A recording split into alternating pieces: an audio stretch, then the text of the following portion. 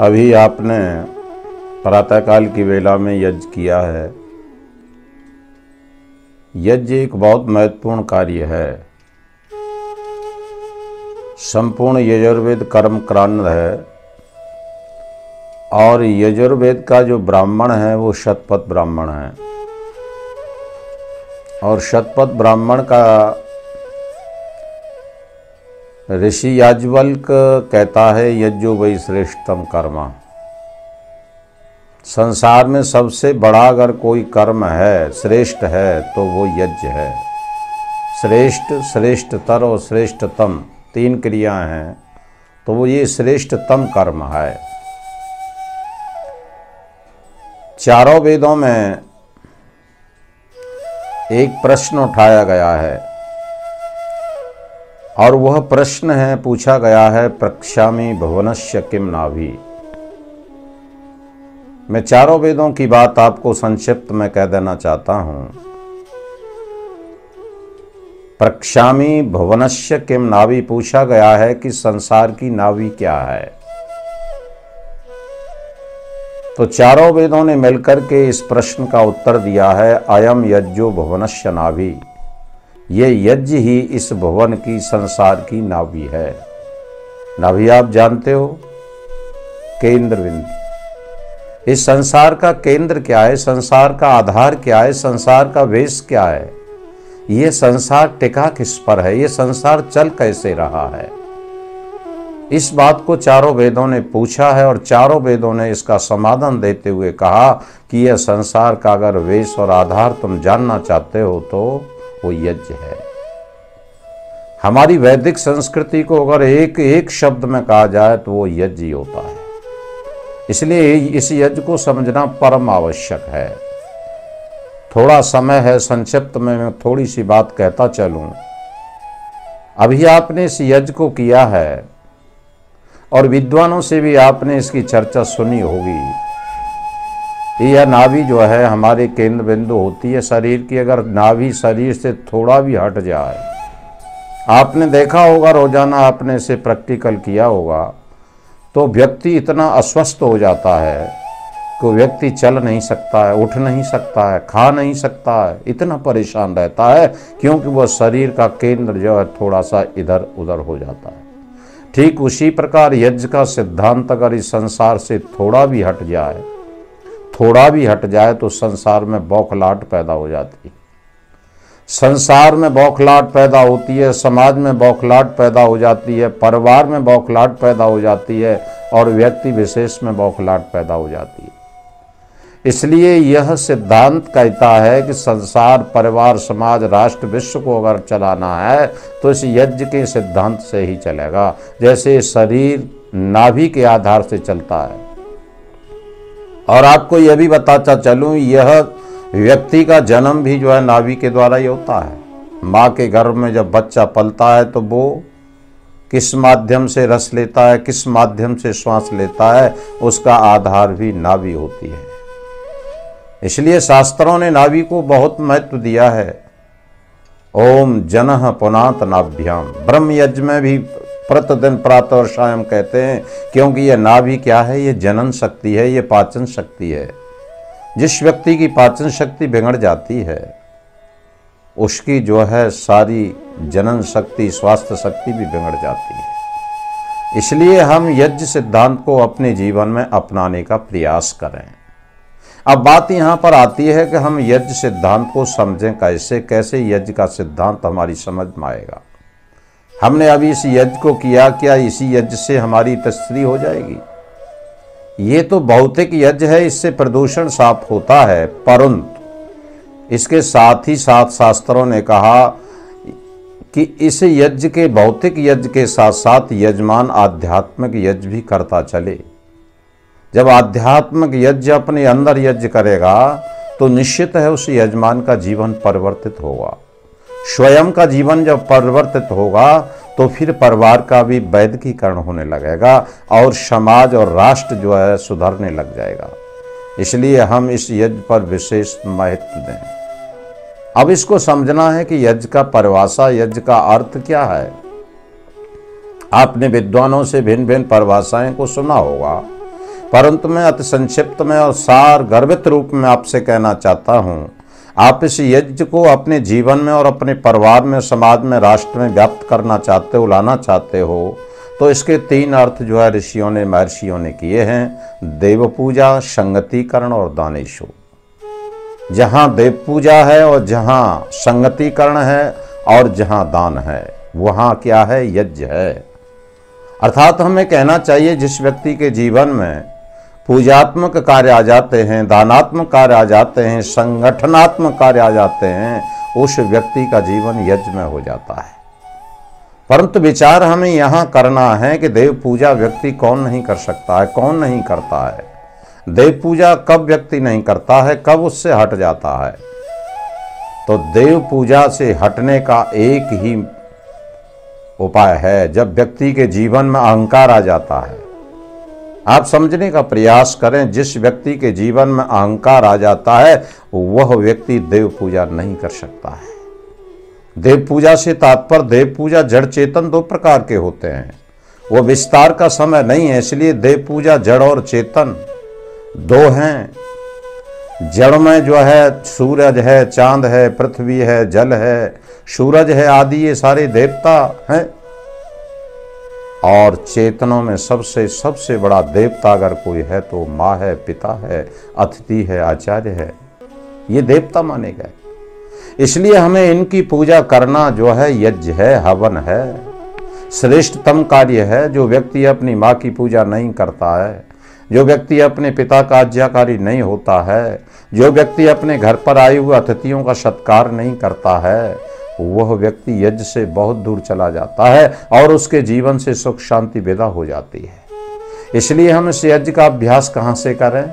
इस यज्ञ का अभ्यास हम अपने परिवार से करें, अपनी माँ से करें। अर्थात वह व्यक्ति जिसके जीवन में अहंकार आ गया है, वह व्यक्ति देव पूजा कभी नहीं कर सकता है। इसलिए हमें अहंकार को हटाना ही यज्ञ है। जब व्यक्ति अपने जीवन से अहंकार को हटाने लगता है, धीरे धीरे हटाता चला जाता है, तो उसके जीवन में देव पूजा आने लगती है। बंधुओं, संसार में अगर सबसे बड़ा कोई देव है, कोई देवता है, ईश्वर के बाद अगर कोई देवता है तो माँ है। अभी आपने प्रातःकाल यज्ञ किया और ईश्वर स्तुति, प्रार्थना, उपासना के मंत्रों का पाठ किया होगा। उसमें एक दूसरा मंत्र बोला होगा, हिरण्य गर्भ श्यामा वर्तताग्रे भूतस्य जातः पति एकाशी। अर्थात उस परमात्मा को हिरण्य गर्भ कहा है। हिरण्य गर्भ से मायने होता है परमात्मा सारे विश्व को अपने गर्भ में समेटे हुए है, सारे विश्व को। और परमात्मा के बाद अगर कोई गर्भ में किसी को धारण करता है तो वो कौन है? वो माँ होती है। इसलिए ईश्वर के बाद अगर किसी का स्थान है तो माँ का है, और वही व्यक्ति माँ को नहीं पूछ सकता है, उसका सत्कार नहीं कर सकता है, जिसके जीवन में अहंकार आ जाता है। इसलिए यज्ञ का अर्थ, यज्ञ की परिभाषा साधारणतः सरलता के शब्दों में यह है कि हम अपने जीवन से मैं को हटाएं, मैं को हटा करके वयम में बदल दें, वयम को विस्तार करते करते करते करते अपने विस्तार को बढ़ाते हुए चले जाएं। बस यही तो देव पूजा है। जब देव पूजा हमारे जीवन में आ जाएगी तो हमारे जीवन में आनंद ही आनंद, उनका आशीर्वाद मिलेगा। क्योंकि यहाँ कहा गया है, अवादनशीलस्य नित्यं वृद्धोपसेविनः चत्वारतस्य वर्धन्ते आयुर्विद्या यशोबलम। जो वृद्धों की सेवा करता है, देवों की पूजा करता है, अर्चना करता है, उनकी 4 चीजें बढ़ती हैं, आयु, विद्या, यश और बल। इसलिए हमें इनको देव कहा है। मातृ देवो भव, पितृ देवो भव, अतिथि देवो भव, आचार्य देवो भव, ये सारे जो है चेतन देवता हैं। इसलिए हमें अहंकार को दूर करना है। दुई का पर्दा पकड़ के कर दे गाफिल तार तार, और अपने गले में ले आंसुओं का डाला। एक दृष्टांत के माध्यम से मैं आपको इस देवत्व का रूप आपको समझाने का प्रयास करूंगा कि जब व्यक्ति के अंदर देवत्व आ जाता है, देवत्व के भाव पैदा होते हैं, परंतु उसके जीवन में जब अहंकार आ जाता है तो उसे भूलने लग जाता है। आपने महाकवि का नाम तो सुना होगा, वो भोज के दरबार का कवि था, बहुत बड़ा विद्वान था और वह माघ के साथ रहता था। माघ कवि था, वो भोज के दरबार में रहता था। एक दिन भोज और महाकवि दोनों आखेट के लिए जंगल में निकल गए। सुदूर जंगल में चले गए। शिकार करते करते सूर्य अस्ताचल हो गया, अंधेरा छा गया। भोज ने कहा वापस चलते हैं, परंतु रास्ता कहाँ से, रास्ता भटक गए। भोज ने महाकवि से कहा किसी ऊंचे स्थान पर चढ़ कर के देखो कि रास्ता हम किधर से है, रास्ता किधर से निकलेगा।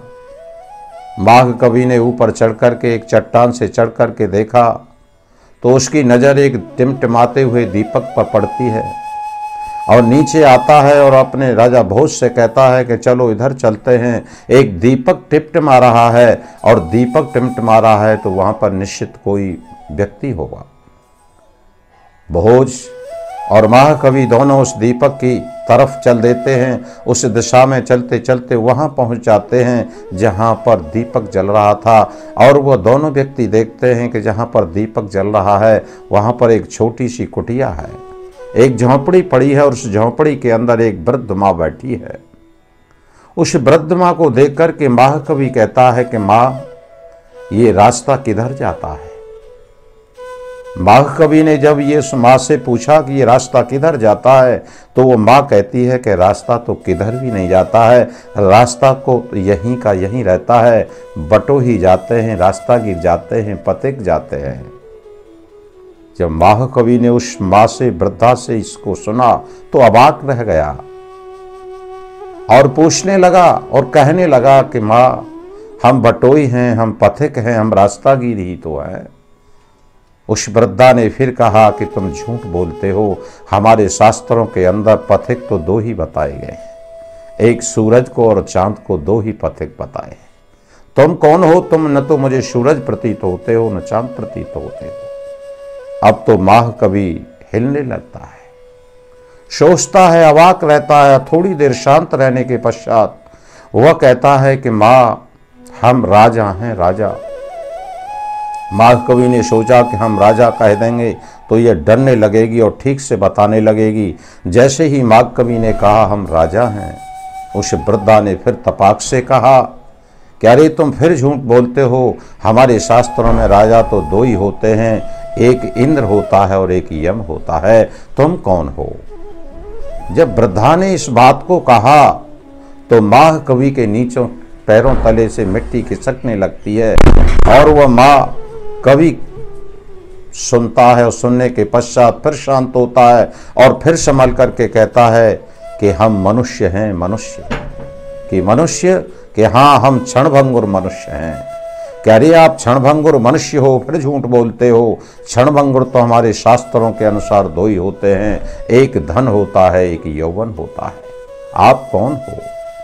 माघ कवि जैसे जैसे कहता चला जाता है, वृद्धा उसके सारी बातों को काटती हुई चली जाती है। माघ कवि अब शांत हो जाता है और शांत होने के पश्चात फिर बोल उठता है और बोल उठने के पश्चात कहता है कि माँ हम सबको क्षमा कर देने वाली आत्मा है, कि सबको क्षमा कर देने वाली आत्मा के हाँ।